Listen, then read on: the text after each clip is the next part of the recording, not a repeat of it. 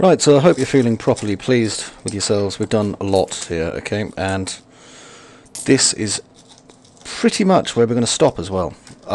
This part, I mean, not right now. Stopping right now, what's the point of even bloody recording it? I'll do an outro bit, though, where I talk for a couple of minutes about how much fun we all had. But, you know, you'll probably not even watch that. You'll be too busy looking forward to the next part. So, I said that we would make a game asset that we would take into UDK. And we worked and worked and worked, or at least I did. Hopefully you followed along and made a flippin' amazing weapon. And we've came to this. So we've got this. I've shown you how we basically unwrapped and produced a normal map, yeah? And what we can do with our normal map, okay, I'm going to show you a couple of things we can do. First thing I've done, though, is I've exported this. So all I did was I did export selected. I exported this first as a film box, okay, so an FBX, which is there. And when I export as an FBX, yeah, I'm going to replace it, just standard Autodesk Media and Entertainment version, and it's done. Okay, easy as that. Now, a second thing I then did was I exported it again. So export selected, and I'm going to export this as an OBJ file. Now, I'm just going to delete these ones, because I think it's important that I kind of show you something important here. Now, this is all quads. All the models quads. We were so careful. Everything's a quad, yeah? But a lot of tools don't like quads. So what are we going to do? Well, surprisingly easy to triangulate your model if you've never done it before. Let's convert your model to an editable patch. And then right-click and convert it back to an editable poly. And if you're not sure if that's kept all your mapping, well, it honestly has. See? It's all still there. Okay, so just collapse all again. Okay, perfectly safe. Doesn't look any different. Now, all I'm going to do is I'm going to go to select it, export, and export selected as an OBJ this time, which is GW Object Importer. Sorry, Exporter. And this is a try-low gun emplacement 01, because that's what it is. Okay, so just click export standard. It'll do its business. You'll notice there's like no quads, lots of triangles. That's what we want. Click done. Okay, now I'm going to fire up my Photoshop. Okay, because I heart the Photoshop. And I'm also going to fire up another tool that is just as important. So give us a minute. Now, you remember when we had the bake tools up for this? A quick thing I did was I just added some extra bakes for a diffuse, a specular, and a complete. Okay. Most of the time these are just going to render completely nothing of any interest, especially the complete map. But I put them in anyway, set them to 2048, and set their output path to where we were already going to. Yeah? Close that. So just in case you're wondering what we're doing. Now, while Photoshop's loading in the background, I'll just close this down. There we go. I also have another piece of software, and I'll just load that. And this is Handplane 3D, which is completely free. Okay, lovely free piece of software. And all I do is I input my low polygon model. In this case, I'm just putting my film box in. I input my object space normal map, which is the normal map that I made, okay, which is there. And then it'll give me an output destination and apply a suffix to it of, in this case, _max. I just mash the render button and it's done. Why? Because I then fire up DDO2, or is it DDO1? DDO1. Now, this is free, 30-day trial, give it a try, and then buy it, because I did. So, DDO, I've got the latest version installed at the moment, which I love dearly, more than you could possibly imagine. Right, first things first, I'm going to stick some maps in. So, I'm going to get my normal map, and for that I'm just going to get my standard normal map I already started with, which is here. Okay, base low normals map. For my color map, I'm going to stick my diffuse in. Not going to have ambient occlusion. I'm going to have my object space map, which is going to be my one that ended in max. And I don't really need a mesh map here. Okay, that's my low poly model.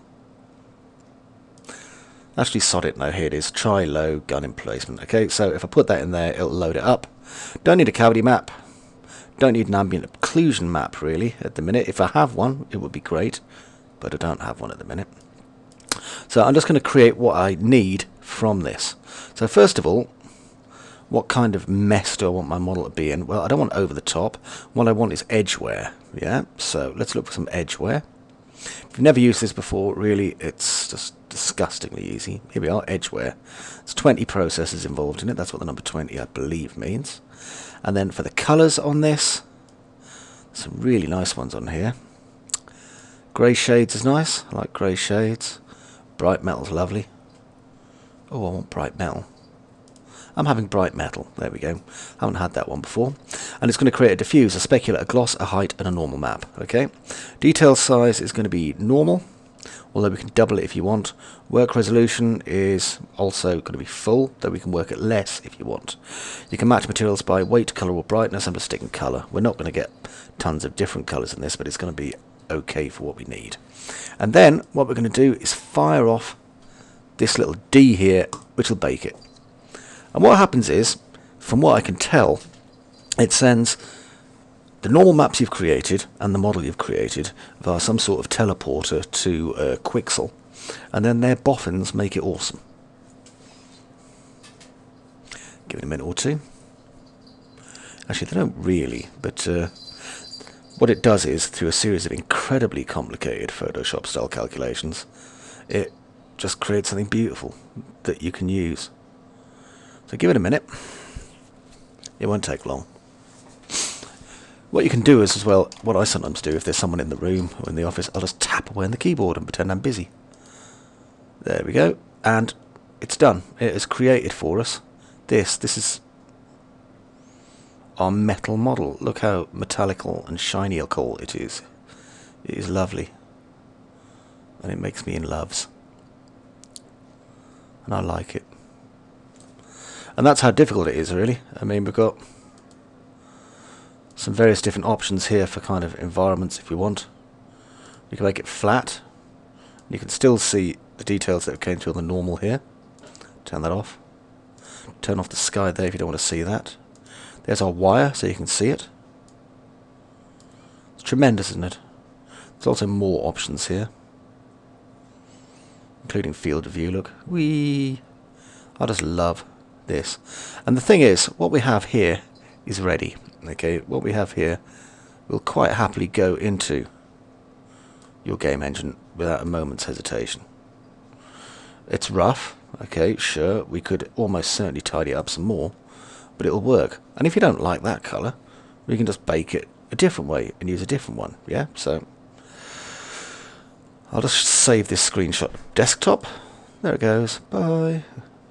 And close this down, yeah? And if I shut this, I'm not going to save my base. We could perhaps fire up a different DDO. Give it a second or two. And there's so many different options, and we haven't even done any kind of tweaking to it yet either.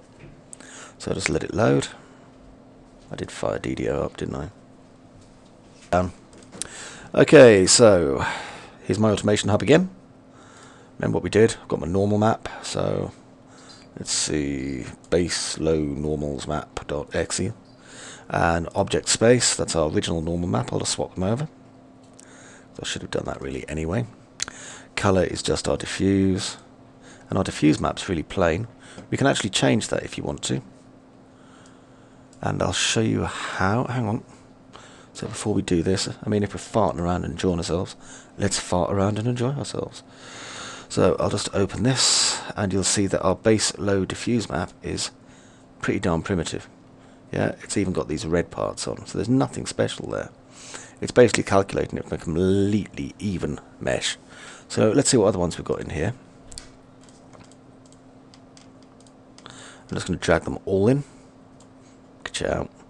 Give it a minute. Yeah. That one. That one. That one. That one. That one. Okay, so we end up with these, and let's just get rid of the ones we don't want at the minute. So, don't want that one. So probably this one and this one. That's quite nice. That's my complete map, I believe. It is, yeah. I like that. So we'll use my complete map, and I'll just close this off. Nope. So, fire up DDO again. I'm just trying to get some variation on this. I do enjoy playing with DDO. I can literally use it for hours. Right. So again, let's look at some different kind of crap we can add to our model. I like old bone. Over the top painted plastic. That's nice. Remember, we're using a kind of cannon here, though, which is made mostly out of metal. So, it's going to be edge scratching, really, isn't it? Edge scratching. And then, rather than made entirely of metal and far too shiny, which we had before, which is nice, we could make it for maybe a white worn weapon. I quite like white worn, it's much nicer. Now then, for my normal map is going to be my base low normal map. My colour is going to be my complete map. So base low complete, whatever the hell that is. My object space is obviously going to be the new one that I created. Just make sure this is all correct. I don't think I need more than that. The mesh I'm loading again is the gun emplacement. Detail size normal. I can double that if I want to, and I can't see any reason why I wouldn't want to, except it will take forever. Like, seriously forever as well. Okay, so if you're ready, mash the D and load up your favourite YouTube video on the second screen if your computer can handle that kind of processing. Chances are it probably can't. So it's now creating the ambient occlusion, previews, processing the details, doing all that clever stuff I told you about. Now you see there, processing 5 of 25 details. So the more details you have on the model, the more baking there is. And you can add details to it later on as well. So if you think to yourself, well, I quite liked those, but what about if I had spilt oil on my model? That would be cool. You can do that too. Right, 305 more details to go. Well, 300 technically. This could take a while. Would you like me to pause? Go on then, I'll pause. Right, so it looks like we're on the home straight at last. It says finalising maps. What I had to do was actually stop this and turn off the preset I'd chosen, because there were 320 separate instructions that need to be calculated every time off the colour map. So I've changed it to a slightly simpler one, which is the Human Revolution one. So hopefully this should still give us the result we're looking for. Okay, so here we can see the system putting our stuff all together now. I've got my mesh, obviously, that I chose. It's about to load up in the middle, and we can see how incredibly shiny and not particularly dirty it is. But that's okay, because we can add more dirt to this. All we need to do is just basically either click add detail or whatever to it, or we can load a preset. So for example, if you want edge chips in, we can choose to have edge chips in here. Or we can add this, which are kind of long lumps or acid burns, large ones. So let's have a quick look and see what we like. Bit of let's see, not mud. What can we have on this? It's not going to be out in the sun, I don't think. So let's have some of these long runs perhaps, or general dirt. General dirt will do. So we could increase the randomness a little bit, just up the level, and then just mash the D button and it will bake it into this. Okay, and let's have a look now and see how that's looking. It's just exporting the gloss now, and that's darkened it up rather nicely actually. Look, we've got all sorts of horrible things going around the edges, which is nice. And we can continue adding to this if we so please. So for example, I could add another preset to this, or just add another detail to it if I wanted to. So there's some goop there. We could put some paint on the panels here, you see, and we can even hand paint it if we want to. Just set the D there, and it'll just add a little bit more paint to our metal there. Maybe some old paint that's came off, and you can see it kind of drawing it on in places. There we go. And now it's got a much more kind of painted look to it. Kind of crap that's kind of gathered in there. And we can take that off if we want, just by clicking here. And that'll get rid of it and recalculate it without that in. So if you just watch as they vanish. Bit of recalculating there. So I mean, you don't have to worry about keeping things on if you don't want to. What other presets might come in useful? Well, we can add a complete set of presets to that. Obviously that'll take some time. So let's have another look around here. We've got some edge wear already. We could also super sharpen. Let's see what that's going to look like. We can preview it if we want. Though how long this takes, I'm not exactly sure. There we go. So you can see now it's kind of sharpened a lot of the detail. I'm not really into that. I don't think it's what I'm looking for. So why don't we have some heavy edges. Heavy edges are nice. Let's change the angle bias a little bit. So that, actually no, I want it coming straight from the top. And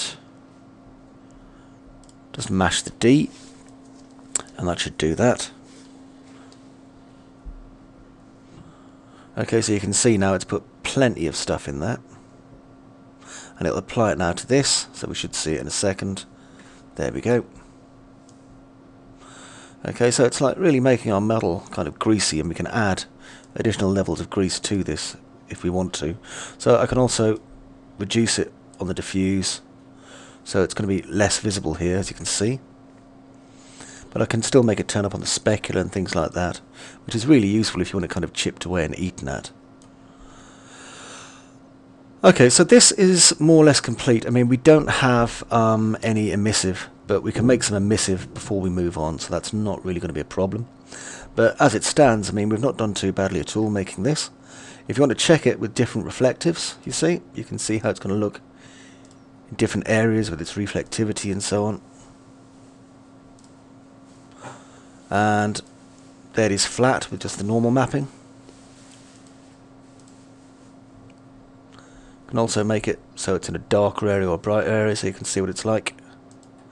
And down here, that's obviously our wire, so you can see just how much information's been baked into this. It's less than 6,000 polygons, remember, so that's excellent. Okay, so I'm going to save some screenshots to my desktop. Take the wire off there and do some more. And then perhaps one from up here. It's going to be helpful for me for previews. Meantime, I hope you found this useful. In the next set, we're going to put this into UDK and make it shoot at things.